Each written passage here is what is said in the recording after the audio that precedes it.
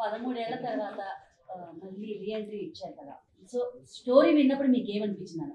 Big boss నుంచి మీరు వచ్చారు, వచ్చిన తర్వాత చాలా స్టోరీస్ విన్నానని కూడా ప్రీవియస్ చెప్పుకున్నారు. సో ఈ స్టోరీ విన్నప్పుడు మీకు ఏమనిపించింది? అంటే ఈ స్టోరీ విన్నప్పుడు ఖచ్చితంగా నేను చెప్పాను, నేను ఏదైతే ఒక కళ కంటున్నానో ఆ కళకి ఇది నాంది అవుతుందని నాకు అనిపించింది. అంటే నాకు అవసరం లేదు, అబద్ధం చెప్పాల్సిన అవసరం లేదు. ఇన్ని సినిమాలు చేసిన తర్వాత నాకు అనిపించింది, చెప్పాను. కొత్త కుర్రాడు తను షూట్ చేస్తున్నప్పుడు కూడా ప్రొడక్షన్ వాళ్ళకి డౌట్లు వస్తుంటాయి. నేను వాళ్ళని పక్కకు తీసుకెళ్ళి చాలా బలంగా చెప్పాను, నేను నిజాయితీగా, ఇది చాలా పెద్ద సినిమా అవుతుంది, నమ్మండి, అస్సలు టెన్షన్ ఉంటుందమ్మా. సహజంగా ఒక ప్రొడక్షన్ చేసేటప్పుడు ప్రతి వాళ్ళకి, ఇప్పుడు నేను చేస్తున్నా కూడా నాకు టెన్షన్ ఉంటుంది. కానీ నాకున్న అనుభవం ప్రకారం నేను చూసింది ప్రతి క్షణం ఎవరు ఏ సందేహం ఎత్తినా కానీ నో, ఇది చాలా పెద్ద సినిమా, ఎంత సినిమా అవుద్ది అంత సినిమా అవుద్ది అని చెప్పాను. నేనేమన్నా జనానికి నచ్చుతుంది అనే విషయం తెలుసు, కానీ సినిమా మార్కెట్ మారిపోయిందమ్మా. అమెరికాలో 10 కోట్లు చేస్తుంది ఈ సినిమా. ఈ వారం లోపు, శుక్రవారం లోపు 10 కోట్లు చేస్తుంది. ఎవడు చెప్తాడు ఎంత పెద్ద హిట్ అయింది అనేది? ఇక్కడ బ్యారియర్స్ లేవు. సినిమా కంటెంట్ జనానికి నచ్చిందా నెత్తి మీద పెట్టుకుంటారు, నచ్చలేదా మార్నింగ్ షో తర్వాత మ్యాట్నింగ్ థియేటర్లు మారిపోతుంటాయి, పాత లాగిచ్చేస్తుంటారు, ఎందుకంటే కరెంట్ బిల్లులు కూడా రావని. సో మంచి కంటెంట్ అని నమ్మే నేను యాక్సెప్ట్ చేశాను. అసలు ఈ స్టోరీ ఎక్కడి నుంచి పుట్టింది, అంటే ఎలా ఇన్స్పైర్ అయ్యారు? ఒక కోర్ట్ సినిమా రావడానికి గల కారణం ఏంటి? అండ్ ఎవరిని చూసినా వాళ్ళ క్యారెక్టర్ లో చాలా ఇన్వాల్వ్ అయిపోయి ఉన్నారు, వాళ్ళు ఓన్ చేసుకున్నారు క్యారెక్టర్ ని. సో మీకు ఎక్కడి నుంచి ఇన్స్పిరేషన్ వచ్చింది? అంటే ఇది బయట జరుగుతున్న ప్రాబ్లమేనండి. This is a burning issue present. అంటే పాక్సో గురించి తెలియకపోవడం వల్ల జరిగిన ఇన్సిడెంట్స్ని చూశాను నేను. అంటే కేస్ ఫైల్స్ అండి ఆల్ ఓవర్ ద స్టేట్. ఇప్పుడంటే bifurcated state Andhra, Telangana, all over the 2 states thousands of cases ఉన్నాయండి ఇట్లాంటి మిస్యూజల్ ఆఫ్ పాక్సో. ఈ కేస్ ఫైల్స్ నాకు కుదిరినంత, నా చెయ్యి చాచగలిగినంత వరకు ఎన్ని ఫైల్స్ తీసుకురాగలిగితే అన్ని ఫైల్స్ సంపాదించి వాటిలో ఉన్న క్రక్స్ మెటీరియల్ అంతా కూడా గ్యాదర్ చేసి ఒక కథగా రాసి, ఫిక్షనల్ కథే, ఇది కల్పిత కథ అయినప్పటికీ కూడా నిజంలా చెప్పాలి. ఇది నిజం, ఎక్కడో జరిగింది ఇది అన్నట్టుగా ఫీల్ అయితేనే ఆడియన్స్ దీనికి కనెక్ట్ అవుతారు. ఖచ్చితంగా కనెక్ట్ అవ్వాలి, అయితేనే ఈ సినిమా ఎందుకు తీసామో ఆ జస్టిఫికేషన్ వస్తుంది. సో అలా రియలిస్టిక్గా అనిపించాలనే వీళ్ళందరూ చాలా రియల్గా ఉంటాయి పర్ఫార్మెన్సెస్ అన్నీ. సో ఇవి ఎక్కడో ఆకాశం నుంచి దిగి వచ్చిన క్యారెక్టర్లా కాకుండా మన ఇంట్లో నుంచి వెళ్ళి స్క్రీన్ మీద కనిపిస్తున్న క్యారెక్టర్లా ఉండాలి అని చెప్పి డిజైన్ చేసినవి. సో అందుకే మీకు అంత రియలిస్టిక్గా అనిపిస్తుంది. కథ కూడా రియల్ కేస్ ఫైల్స్లో నుంచి తీసుకొచ్చిన కథ కాబట్టి ఇది కూడా ఎక్కడో నిజంగా జరిగిన కథలాగే ఉంటుంది.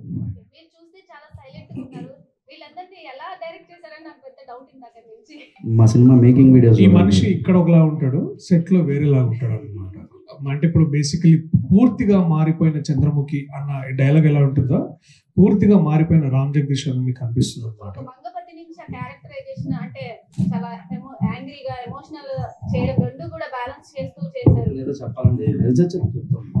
నాకు అదే డౌట్ ఉంటుంది అక్క, ఈ మనిషి ఈ సినిమా ఎలా డైరెక్ట్ చేశాడు? చాలా కాంట్రాస్ట్ ఉంటాడు ఈ కథకి మనిషికి. దర్శి గారు మీకు ఎలా అనిపించింది అంటే మీ రోల్ సో విన్నప్పుడు మీకు ఎలా అనిపించింది?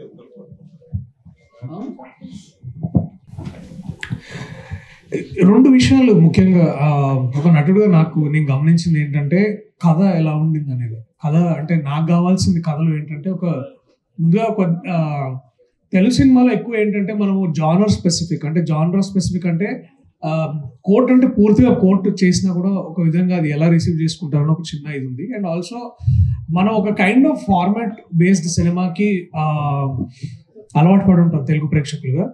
అట్లానే మనం పూర్తిగా హై లెవెల్ ఎక్స్పెరిమెంట్స్ చేసినా కూడా ఎంతవరకు సక్సెస్ అవుతా అనేది ఒక జస్ట్ ఇది. బట్ ఇక్కడ మోస్ట్ ఇంపార్టెంట్లీ ఈ స్క్రీన్ ప్లే గొప్పతనం ఏంటంటే దట్ తెలుగు సినిమాల్లో ఎక్కువగా మనం చూసే 90% ప్రేమ కథలే ఉంటాయి. అండ్ ప్రేమ కథ అది ఒకటి చెప్పాలని ఒక ముఖ్య ఉద్దేశంగా గమనించాడు డైరెక్టర్. అలాగే తర్వాత కుటుంబాలు అంటే ఎందుకు అంటే ఆల్ లవ్ స్టోరీస్ బేసికలీ అమ్మాయి అబ్బాయి కలిసి ఏదో చిన్న ఫైట్ అది చేసుకుంటే అయిపోతాయి అని అనుకుంటారు. కానీ దానికి ముఖ్యంగా తెలుగు సమాజంలో ఇండియన్ కాంటెక్స్ట్లో love is also about bringing the families together. So families ఎలా రియాక్ట్ అవుతారు, అండ్ డిఫరెంట్ సోషల్ సర్కిల్స్లో ఉన్నప్పుడు లేదా different class barriers, caste barriers ఉన్నప్పుడు ఎలా బిహేవ్ అవుతారో అది ఒకటి.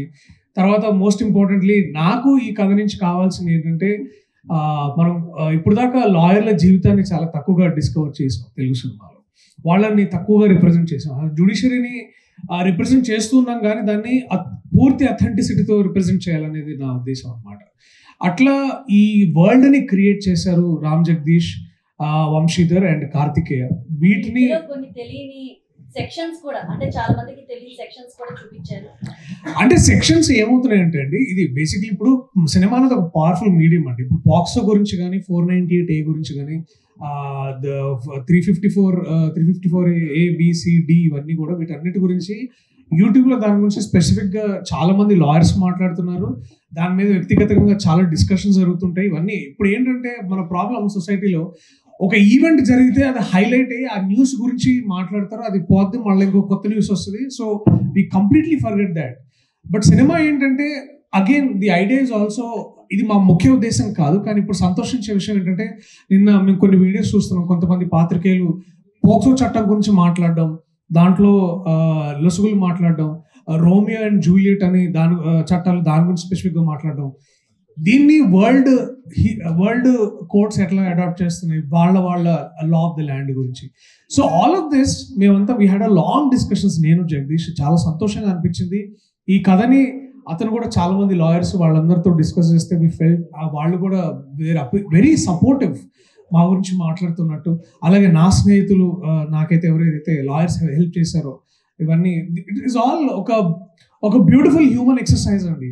అండ్ ఆల్సో ఇది చేయడం వల్ల మాకు జ్యుడిషియరీ మీద, లా అండ్ ఆర్డర్ మీద చాలా స్పెసిఫిక్ గౌరవం పెరిగింది.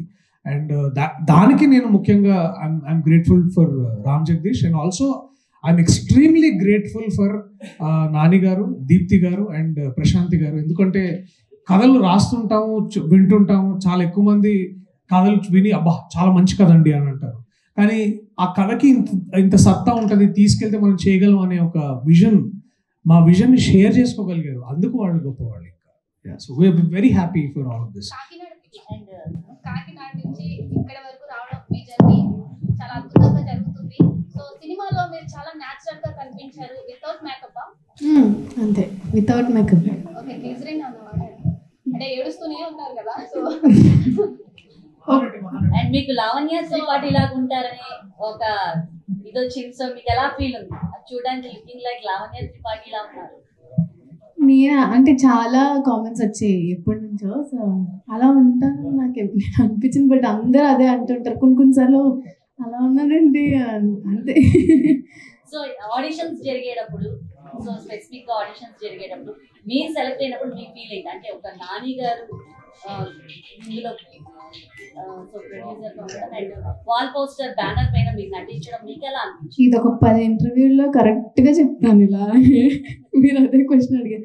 చాలా గ్రేట్ఫుల్ అండి, అది ఎవరికైనా అంత అది చాలా చిన్న ఇష్యూ కాదు కదా, అంటే అవును, చాలా మంది ఉండగా మీరే సెలెక్ట్ అవ్వడం, సో అందులో మీకు ఈ ఆఫర్ రావడం అనేది very happy and very grateful. అసలు బాల్ పోస్టర్ సినిమా త్రూ రావడం అనేది అది ఒక అదృష్టం అనే చెప్పాలి. ఎందుకంటే ఎంతో మంది ఉంటారు నాకన్నా బాగా యాక్ట్ చేసే వాళ్ళు, నాకన్నా బాగుండే వాళ్ళు కూడా, బట్ నేను సెలెక్ట్ అవ్వా అనేది ఇట్స్ లక్ కూడా ఉండాలి కదా దానికి. పార్ట్ ఏమైనా ఉందా? నెక్స్ట్ ఏమైనా రాబోతుందా? కోర్ట్ సీక్వెల్ సో ఎప్పట్లో అందులో కూడా హీరో మీరేనా? ఉంటే వీళ్ళతోనే కంటిన్యూ చేస్తారా? మంగపట్టి క్యారెక్టర్ వెళ్ళే ముందు కూడా ఒక డైలాగ్ ఎవరున్నా లేకపోయినా సూర్యతేజ ఉంటాడు అదితో పక్క. అంటే మంగపట్టి క్యారెక్టర్ అయితే కంటిన్యూ అవుతుంది అనిపిస్తుంది, ఎందుకంటే ఎండింగ్ డైలాగ్ కూడా చూసుకుందాం అని చెప్పి చాలా గట్టిగా చెప్తారు. సో దానికి మంగపతి క్యారెక్టర్ కి అవార్డు వస్తుంది. సీక్వెల్ గురించి యాజ్ ఆఫ్ నౌ అయితే ఏం ఆలోచించలేదండి. యాజ్ ఆఫ్ నౌ అయితే ఏం లేదు డిస్కషన్. 3-4 తర్వాత ఏమైనా ఆలోచించవచ్చు. సో ఇక్కడ ఒకసారి ఆ సీక్వెన్స్ ని అందరూ ఒకసారి డాన్స్ చేస్తే మాకు చూడాలి. సో శివాజీ గారి స్టేజ్ మీద డాన్స్ చేయడం చూడాలి.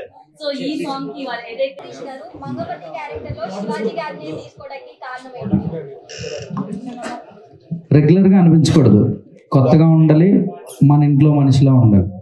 శివాజీ గారు ప్రతి ఇంట్లోనే ఉన్నారు బిగ్ బాస్ ద్వారా. సో అలాంటి వ్యక్తి స్క్రీన్ మీద కావాలి, మన ఇంట్లో ఒక మామయ్య బాబాయ్లా అనిపించాలి.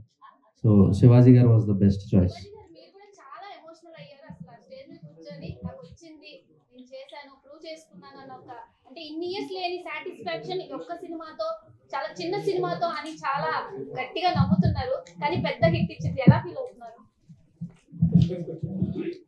మీకు ఒక 5,000 మీ ఓనర్ పెంచాడు జీతానికి ఎలా ఉంటుంది మీకు? Same feeling. ఈ నెల నుంచి మీకు ఒక 5,000 పెరిగింది అని అనుకోండి, మీ పరిస్థితి ఏంటి? సో సేమ్ అంతే. ప్రతి మనిషికి జీవితంలో ఒక చిన్న బ్రేక్ వచ్చిందంటే ప్రతి వాళ్ళకి ఎంతైతే హ్యాపీగా ఉంటుందో అంతే హ్యాపీ నాకు కూడా.